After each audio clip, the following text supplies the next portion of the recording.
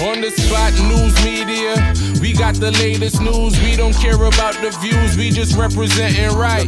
Put local news internationally every night. On the spot, wave that Jamaican flag from left to right. Let's get it right, y'all know the type. We ain't dealing with the hype. We make it take flight.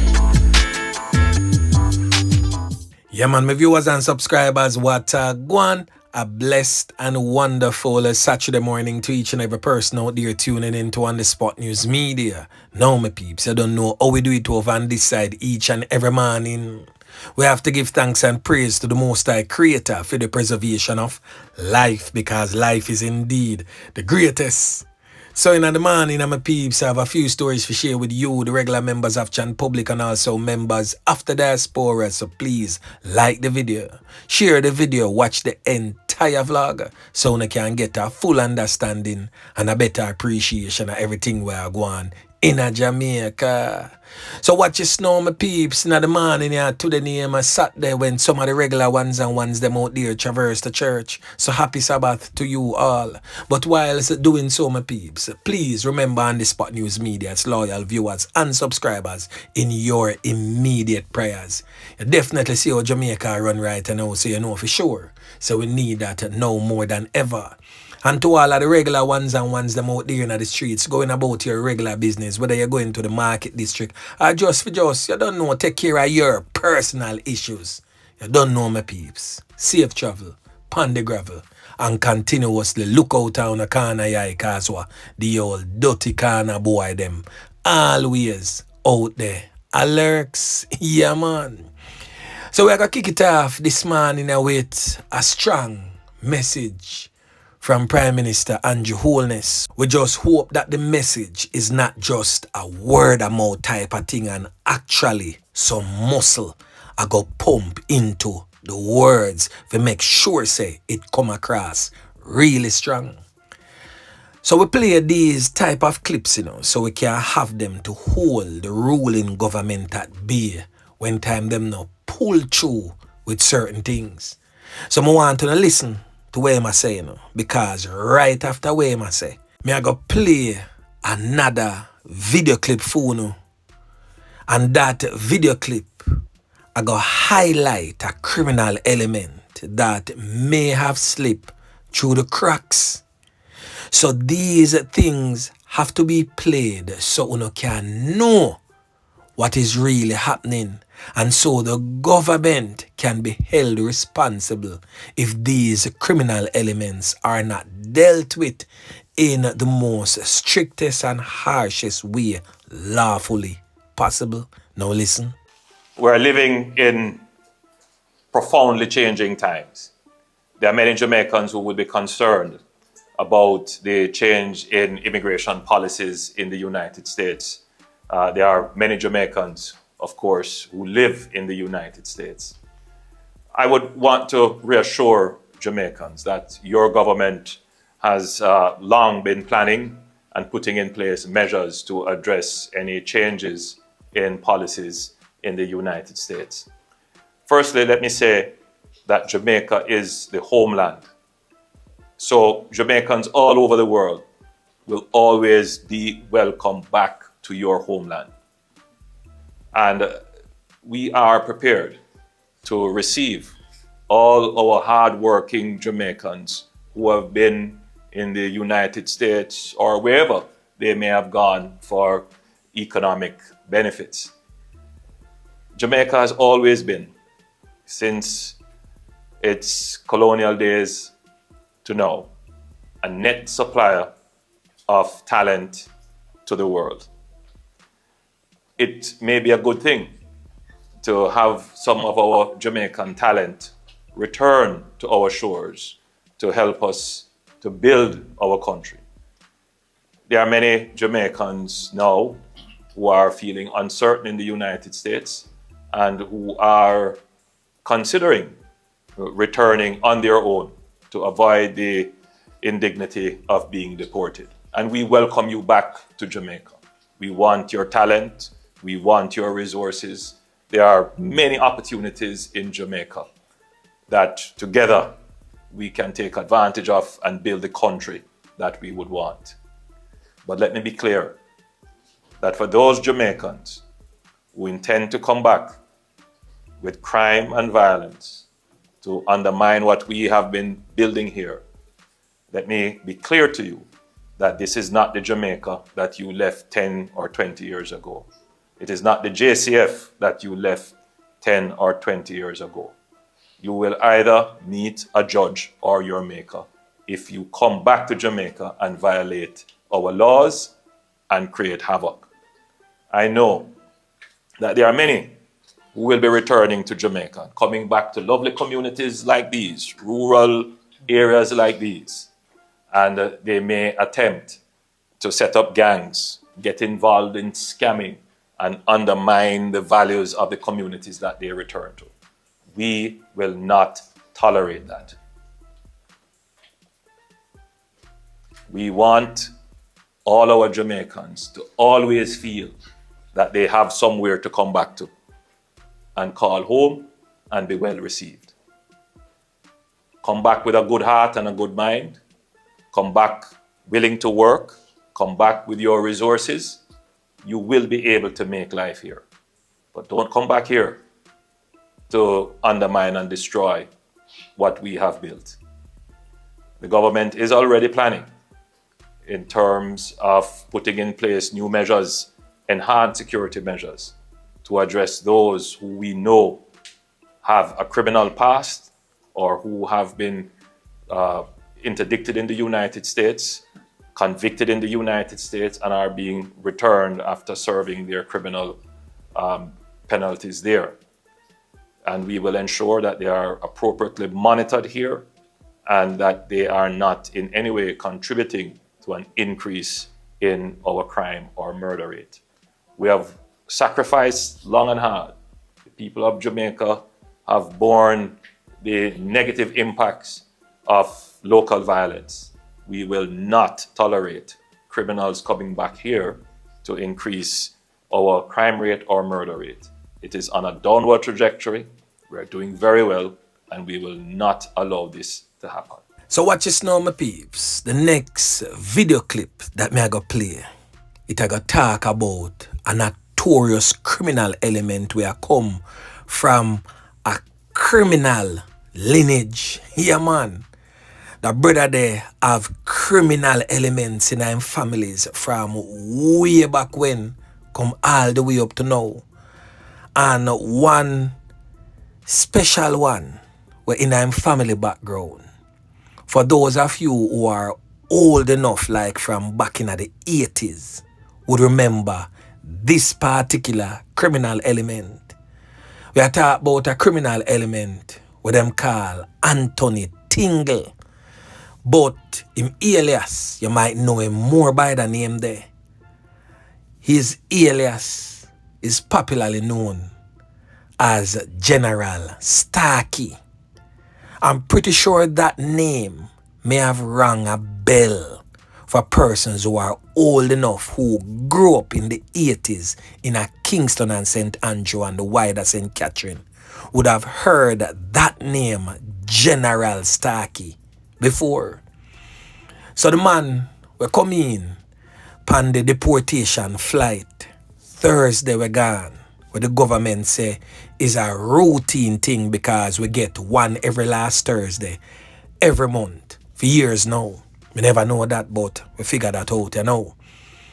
So a criminal element related to General Starkey come in pan that flight. Unconfirmed reports suggest that he was released into the general public and he is now within the space of jungle in Arnett Gardens in the Kingston Western Police Division. Yeah, man. But anyway, listen. One day at a time, sweet Jesus, is all I'm asking of you. Hey, hey, Lord Jesus, anyway you're the hell prayer. God, how what this me here say happen? They deported them Lanya Wednesday. but one escaped the public eye. Christopher Tingle, notorious, bad, evil, devilish, dogs have killing and robbery in the batch. When I hear him say, Christopher Tingle, the nephew have stark old time bad notorious most Jamaican wanted from the 70s, rough off in the 80s. In their back. And he come back to where? Arnett garden to do what? To farm back. Rat bat, gang, dark. And other gang to try to unite. To be firm. Coming down with thousands and thousands of dollars in the US. To bribe the youth them. Christopher Tingle. Christopher Tingle. Christopher Tingle. Listen to me. You got prison 2018 in the US. You go shoot up some people. 5 and 1 dead outright. A grocery store. You rob left, right and center.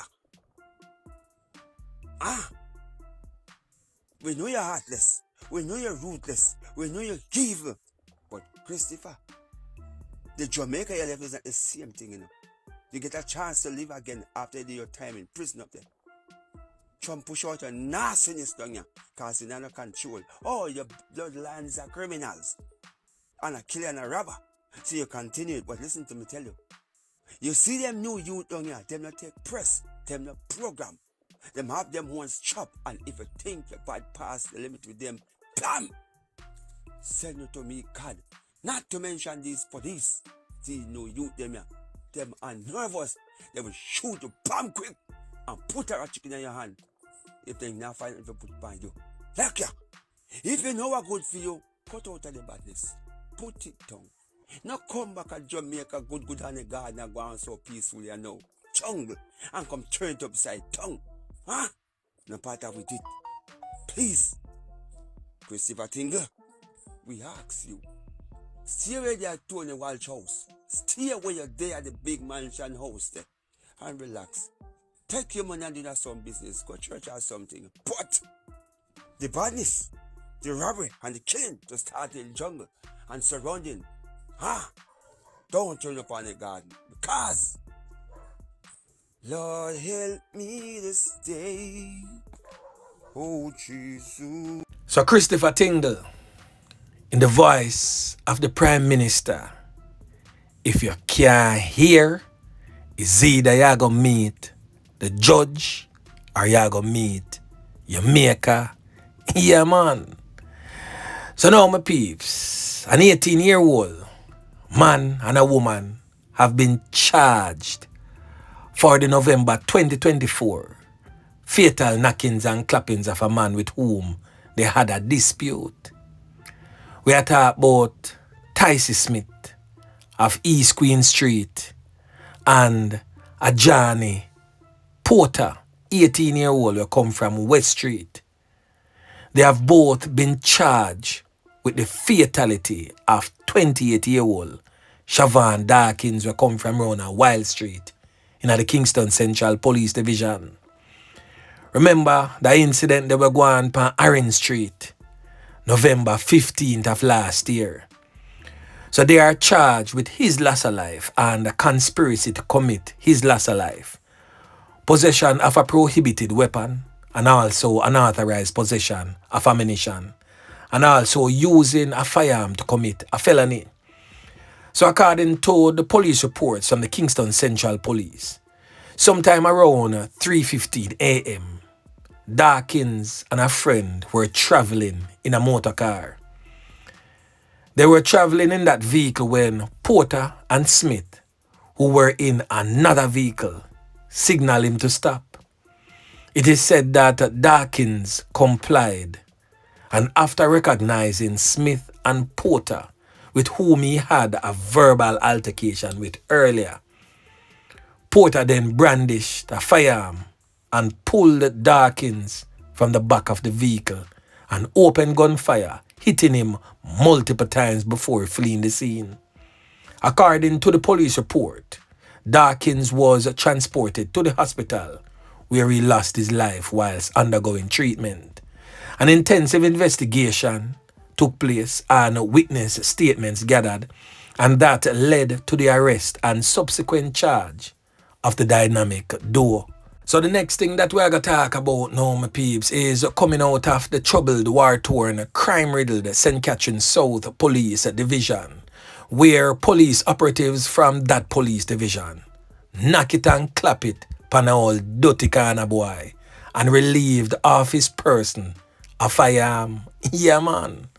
Now the criminal element in question is not just no little regular Knockist and Clappist in the streets. We are talking about a criminal element who is a known and reputed top Knockist and Clappist. And he has since been identified as Kevin Johnson, but them call him Big Joe in the criminal underworld. Now, Big Joe is said to be one of the top tier members of the Roadman gang in Portmore, St. Catherine. Now, the appalling thing about this one here, is that residents are protest. I say, boy, the police, them never have to kill the general. But the police, them I say, boy, the man rack and pop off pan them, and them have to do with them, have to do for preserve, for them life, and slap him away, quick and fast. But me have a CVM reporter for you, and me want to know if you look on the screen for a quick second. I want to know, take note of the part that me circle it in a green. Note what it say. I can read it for you from top. One of St. Catherine's most wanted criminal elements was last night taken out in a hail of bullets with the St. Catherine South Police.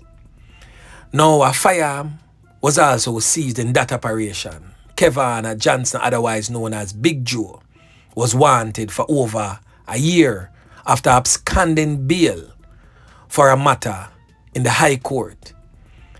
He is allegedly a member of the notorious Roadman gang.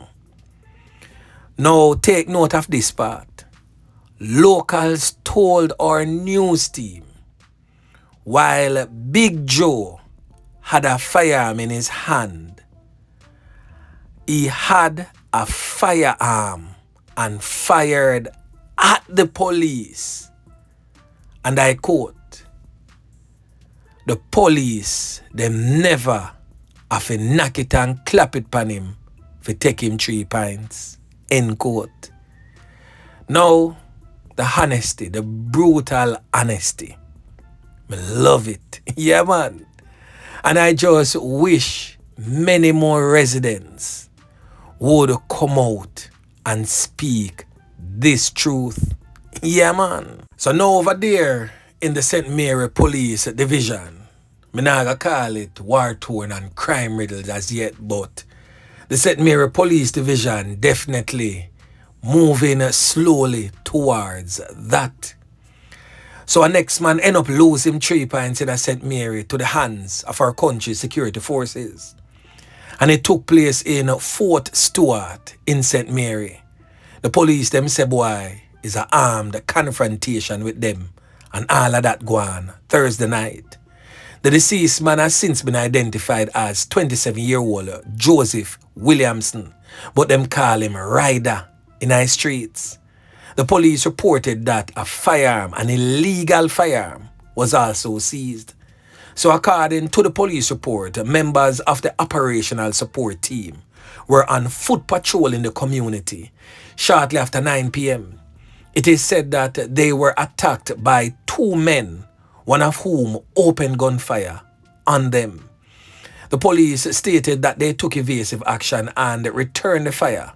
And when the knockings and clappings subsided, one of the men were found suffering from what appears to be some whole heap of corner wound all over the upper body. And that is when the other criminal element made good his escape in nearby bushes in the area. The police stated that, hey, them have to do what them have to do. So what they did was transported the injured man to the Arnett hospital where he was pronounced, you know what. So according to the police, a 9mm 4 gas Taros 9mm pistol along with 3 live rounds was recovered from the deceased man. A search of the area was conducted, but the second man was not found. The St. Mary police remain committed to ensure the safety of its residents and maintaining law and order, stated the now man in charge of the St. Mary Police Division. That's Deputy Superintendent of Police, Anthony Wallace. Yeah, man. So another decent spot of work again by the squad of them. Now the next thing that we're going to talk about, we're going to look on some analytics. Because in the come a complaint, say boy, the police them a knock it and clap it on the criminal element them too much. And them need to wear some body camera and carry the man them instead of slap them away. Because many people are say boy, the accounts of the police, not right. Police I say, a knockings and clappings go on between them and the man them, but the residents them far and wide I say boy, nothing no go so. Yes, the man them a criminal, yes, the man them have strap. But it wasn't a knockings and clappings were going between them and the police. The police just come give them a wide circle and name them food and broke the plate like a bad man market settings. So we are look on the analytics right now and to show say police fatal knockings and clappings more than double when compared to that of January of 2024. I feel like there's nothing much for worry about where that is concerned because the criminal elements them are double down on the knockings and clappings same way. So the police them have to ramp up for them efforts to get them out of the game. Yeah, man. So the number of people who end up losing 3 points in confrontation with the police is more than double for January of 2025 when compared to the similar period of 2024. So following 3 separate fatal knockings and clappings incident on Thursday, a total of 28 criminal elements have been fatally taken out by the police since the start of the year when compared to 13 in January of 2024. So the Independent Commission of Investigations, INDECOM, says that the 3 latest incidents, 2 occurred in the parish of St. Mary and 1 in St. Catherine. Those who have lost their lives have since been identified as 32-year-old Javan Peart and also 21-year-old Cavan Williams and 27-year-old Joseph Williamson. INDECOM says that 1 man was fatally taken out in each of the 3 incidents and a total of 4 firearms recovered. INDECOM states that no body camera was worn and that is an issue for them right now. And it says that the hands of those who have been taken out by the police were swabbed for gunshot residue. So according to INDECOM, the concerned officers provided initial reports and were served with Section 21 notices pursuant of the INDECOM Commission Act and stated that they are to submit statements and attend interviews. So all of this is happening, but the police are also receiving increased threats. So meanwhile, all of that are going, criminologist and security expert that are Jason McKay, who is also a member of the St. Catherine South Police Operational Team, says that the surge of police fatal knockings and clappings is in response to the increased threat of guns and gangs to public safety. So we're going to hear from Jason McKay as he weighs in on this situation. Listen. There's a very, very significant crime problem going on. Over 1,000 people were killed last year. This year, there has been a surge, which the law enforcement is required to combat. The reason why you have more fatal shooting is because the persons are not surrendering. They are firing at the police and the police are defending themselves. Superior training, superior weaponry is what is going to determine who wins and who loses with any combat. With the amount of arms in the country right now, Jamaica's at the cliff of becoming Haiti if the police even pull back off of the amount of operation. The amount of operations drives the amount of fatalities. That's really where the mathematical computation should come in. How much operations took place last year, January, versus how much operations took place this year, January. What was the level of armaments of the persons last year, January, the level of armory that they have this year?